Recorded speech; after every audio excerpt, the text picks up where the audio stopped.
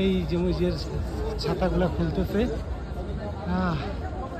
এটা আমার একজন বলছিল যে এটা 5:45 খুলবে ফজর নামাজের পর।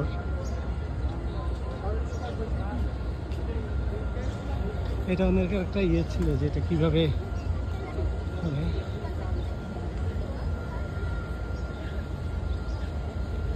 পুরো মসজিদে নববীর চারপাশের চত্বরগুলা এই ছাতাগুলা দিয়ে দেখে ফেলা হয় আর কি।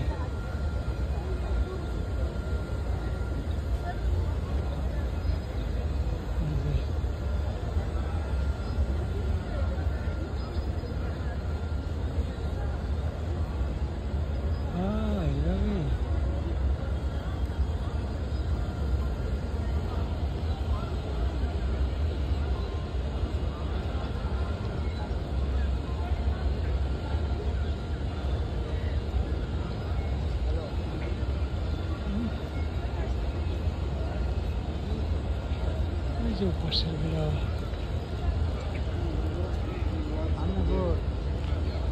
সবগুলো না, এক পাশেরগুলা এখন খুলতেছে, হয়তো বোধহয় ভিন্ন ভিন্ন সুইচ।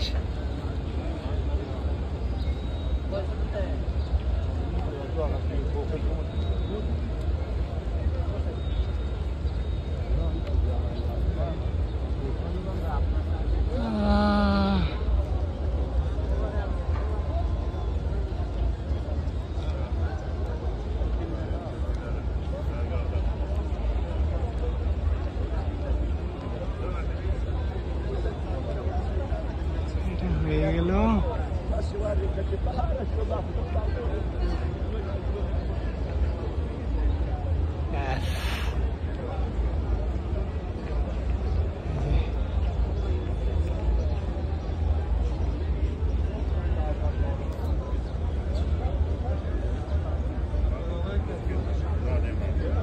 এখনো পুরোপুরি খোলে নাই এগুলা।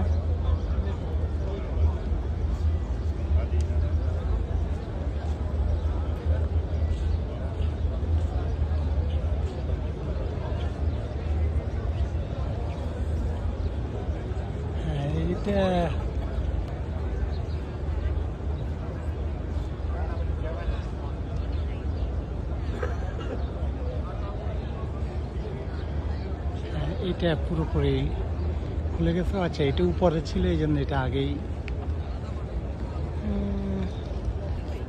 এটা খুলতেছে এখন।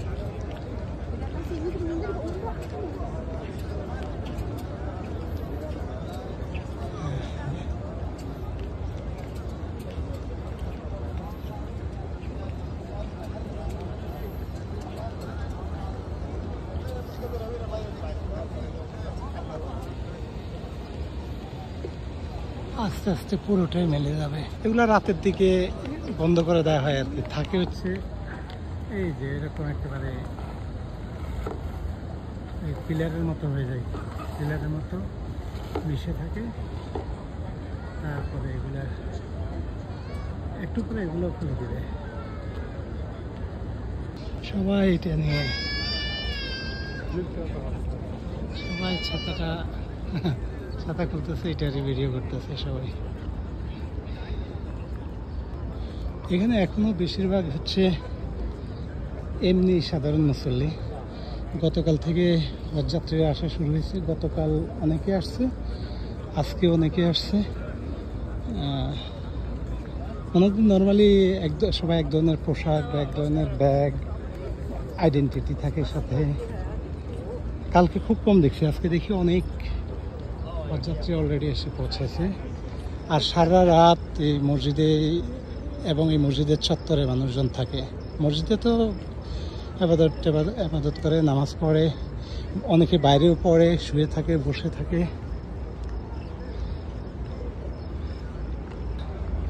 এই ছাতাগুলো এইভাবে এখন পিলারের মতো করে সব গুটিয়ে রাখা হয়েছে।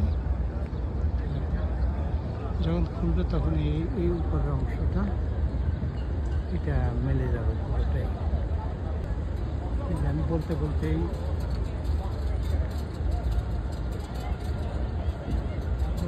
খুলে যাচ্ছে। এখন পুরো সব খোলাই এই পাশে। এখান তো উত্তর দক্ষিণ বুঝি না, একদম সবগুলো একযোগে। আমি সব ধরতে পারছি কারণ আমি একজন বাংলাদেশি ভাইকে জিজ্ঞাসা করছিলাম, উনি এখানে জব করেন, যে ভাই এগুলো কখন খুলবে। উনি আমার বলছে 5:45 আসলে পাবেন।